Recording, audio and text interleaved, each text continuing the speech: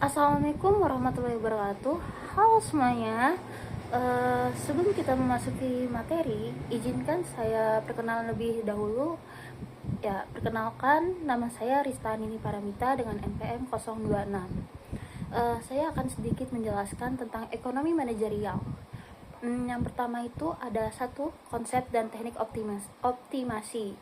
Optimasi merupakan konsep dasar yang melibatkan pemaksimalan efisiensi dan efektivitas dalam pengambilan keputusan. Konsep ini berfungsi pada pencarian hasil dan solusi terbaik yang mungkin dengan serangkaian kendala dan tujuan.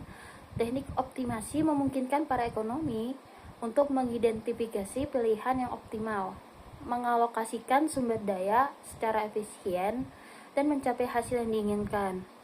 Optimasi mengacu pada proses menemukan solusi yang paling menguntungkan atau optimal di antara berbagai alternatif yang memungkinkan. Selanjutnya ada jenis optimasi. Yang pertama ada maksimasi. Maksimasi melibatkan pencarian nilai atau hasil tertinggi yang mungkin dari suatu fungsi objektif. Maksimasi bertujuan untuk mencapai hasil yang paling menguntungkan dalam batasan yang diberikan. Yang kedua ada maksimasi. Maksimasi melibatkan pencarian nilai atau hasil tertinggi yang mungkin dari suatu fungsi objektif. Maksimasi bertujuan untuk mencapai hasil yang paling menguntungkan dalam batasan yang diberikan. Selanjutnya ada teknik optimasi. Yang pertama ada pemrograman matematika, yang kedua ada analisis marginal, yang ketiga ada pemrograman dinamis. Yang kedua ada teori permintaan. Permintaan adalah keinginan konsumen membeli suatu barang pada berbagai tingkat harga selama periode waktu tertentu. Singkatnya, permintaan adalah banyak jumlah barang yang diminta pada suatu pasar tertentu dengan tingkat harga tertentu pada tingkat pendapatan tertentu dalam periode tertentu. Selanjutnya ada fungsi permintaan pasar. Fungsi permintaan pasar akan sebuah produk menunjukkan hubungan antara jumlah produk yang diminta dengan semua faktor yang mempengaruhi permintaan tersebut. Selanjutnya ada faktor yang mempengaruhi permintaan. Yang pertama ada harga dari barang dan jasa. Yang kedua ada pendapatan konsumen. Yang ketiga selera konsumen. Keempat harga dari barang atau jasa yang berkaitan. Yang kelima ekspektasi konsumen. Dan yang keenam banyaknya konsumen potensial. Selanjutnya ada teori penawaran. Teori penawaran adalah suatu konsep dalam ekonomi yang menjelaskan hubungan antara harga suatu barang dan jumlah barang yang ingin dijual oleh produsen. Secara umum, teori ini menyatakan bahwa semakin tinggi harga barang, semakin besar jumlah barang yang akan ditawarkan.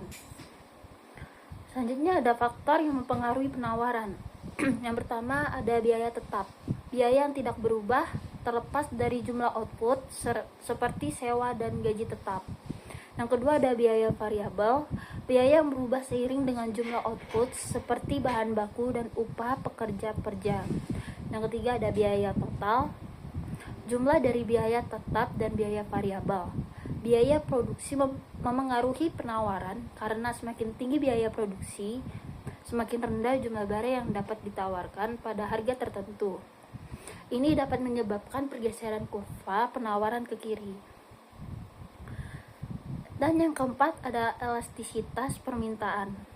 Elastisitas permintaan mengukur kepekaan perubahan permintaan suatu produk terhadap perubahan faktor yang mempengaruhinya. Pemahaman tentang elastisitas permintaan sangat penting untuk bisnis dalam menentukan strategi harga yang tepat dan memaksimalkan keuntungan. Selanjutnya ada faktor yang mempengaruhi elastisitas permintaan. Yang pertama ada ketersediaan substitusi. Semakin banyak substitusi yang tersedia, semakin elastis permintaan. Contohnya, permintaan terhadap kopi akan lebih elastis dibandingkan dengan garam karena kopi memiliki banyak substitusi seperti teh atau minuman lainnya. Yang kedua ada proporsi pendapatan. Semakin besar proporsi pendapatan yang dikeluarkan untuk membeli atau produk, semakin elastis permintaan. Contohnya, permintaan terhadap mobil cenderung lebih elastis dibandingkan dengan permintaan terhadap garam. Dan yang kelima, struktur pasar dan strategi persaingan. Struktur pasar adalah sebuah variabel untuk menunjukkan karakteristik kondisi suatu pasar, mulai dari jumlah pembeli, penjualnya, keadaan produk, sampai rintangan sebuah pasar. Dan yang kedua itu strategi bersaing merupakan suatu pendekatan jangka panjang yang digunakan suatu bisnis untuk memperoleh keunggulan kompetitif. Maka target konsumen mereka dengan menyusun strategi bersaing yang efektif akan membantu perusahaan dalam mengembangkan, meningkatkan, dan memanfaatkan satu atau lebih keunggulan bersaing. Dan ada juga jenis-jenis struktur pasar. Yang pertama ada struktur pasar monopoli, yang kedua struktur pasar persaingan sempurna, yang ketiga struktur pasar persaingan monopolis, yang keempat struktur pasar oligopoli, yang kelima struktur pasar tradisional. Selanjutnya ada tipe-tipe strategi bersaing. Yang pertama strategi keunggulan biaya, kedua strategi diferensiasi, yang ketiga strategi fokus atau spesialisasi. Keenam, penetapan dan penentuan harga. Yang pertama, penetapan harga atau price setting. Penetapan harga adalah proses menentunya harga jual suatu produk atau jasa. Penetapan harga ini biasanya didasarkan pada beberapa faktor internal dan eksternal perusahaan. Yang kedua ada penentuan harga atau price determination. Penentuan harga lebih spesifik berkaitan dengan strategi yang digunakan perusahaan untuk menetapkan harga yang sesuai. Dalam penentuan harga, berbagai metode atau pendekatan digunakan untuk menentukan harga akhir yang ditawarkan kepada konsumen.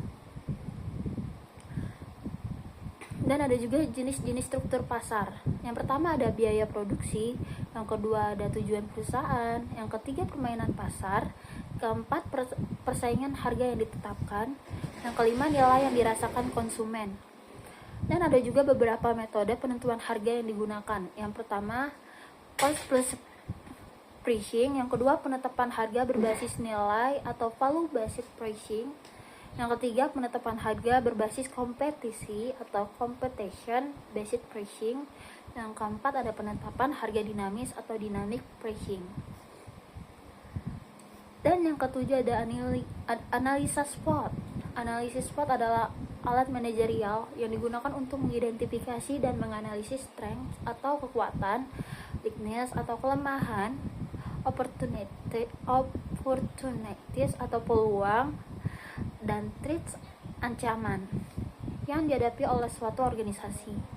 Fungsi analisis SWOT berfungsi sebagai dasar untuk merancang strategi yang memaksimalkan kekuatan dan peluang sambil meminimalkan kelemahan dan ancaman. Dengan cara ini, organisasi dapat responsif terhadap dinamika pasar dan meningkatnya daya saingnya.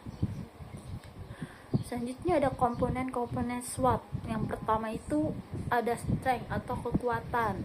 Yang kedua itu ada weakness atau kelemahan. Yang ketiga ada threats atau yang disebut dengan ancaman. Yang keempat ada opportunities atau peluang. Selanjutnya ada langkah-langkah dalam analisis SWOT. Satu, pengumpulan data dan informasi. Kedua ada identifikasi dan klasifikasi kekuatan, kelemahan, peluang, dan ancaman. Yang ketiga, menganalisis hubungan antara komponen, misalnya bagaimana kekuatan dapat memanfaatkan peluang. Yang keempat, menyusun strategi berdasarkan analisis yang dilakukan. Baik, sekian dari saya. Mohon maaf apabila ada salah kata dan kekurangan. Terima kasih. Assalamualaikum warahmatullahi wabarakatuh.